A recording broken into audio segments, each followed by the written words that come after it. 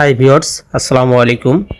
আমি এখন দাঁড়িয়ে আছি জামিউল আলফার মসজিদের সামনে, যেটা রেড মসজিদ নামেও পরিচিত। এটা অবস্থিত শ্রীলঙ্কার কলম্বো শহরে। মসজিদটির নির্মাণ কাজ শুরু হয় 1908 সালে এবং নির্মাণ কাজ শেষ হয় 1909 সালে। প্রায় 1 বছর ধরে মসজিদটির নির্মাণ কাজ চলে। মসজিদটির ডিজাইনার ও নির্মাতা হাবিবু লেবে ও সাইবু লেবে। সে সময় 1500 জন একসঙ্গে নামাজ পড়ার ব্যবস্থা থাকলেও সেখানে 500 জনের মতো নামাজ পড়ত। 1975 সালে হাজি ওমর ট্রাস্টের সহায়তায় মসজিদের ধারণ ক্ষমতা 1500 থেকে 10,000-এ উন্নীত করা হয়। Thank you for watching my video.